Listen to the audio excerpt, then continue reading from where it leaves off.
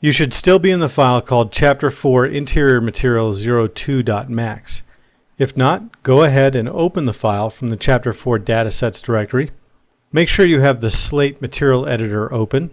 If it's not open, navigate to the main toolbar, click on the Material Editor, and select the Slate Material Editor from the flyout.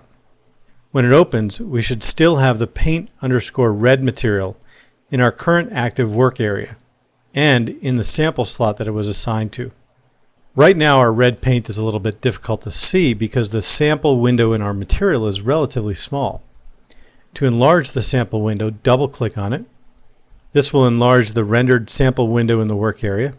Another way of enlarging the sample sphere is to right-click on the material node and select the option Open Preview Window from the right-click menu. This will open a resizable and repositionable sample window. If you want to enlarge it, click and drag the lower left corner down a little. The window can also be positioned by clicking on the top bar of the window and dragging it around your screen. If you want to dock it to a specific location in the Slate Material Editor, place your cursor over one of the small boxes with the arrow indicating the location you want to place it. Using the larger sample window in the work area allows you to see a little bit better what's going on with our material.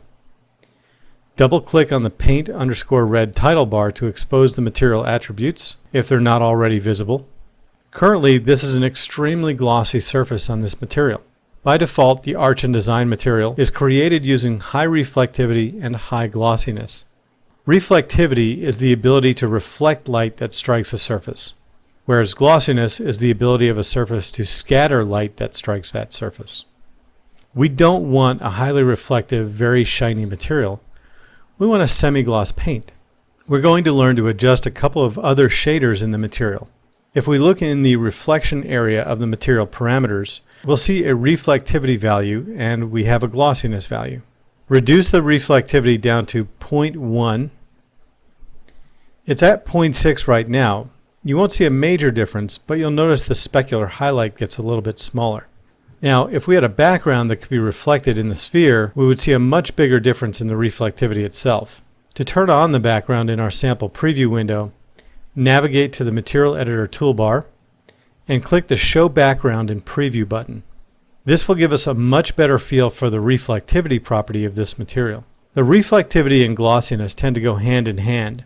Now we're going to reduce the glossiness, which will take the specular, which is currently very tight and bright, down to a level that will look like semi-gloss paint.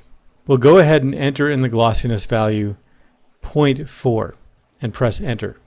Notice now the specular highlight is much broader and the reflection much duller, making our material look more soft and porous. We started with a red diffuse color. We changed the reflectivity to reduce the ability to reflect the surroundings and the glossiness to broaden and scatter the effect of the light that strikes the surface, making the reflection duller. Now this is a semi-gloss red paint. Press Ctrl+S to save your file.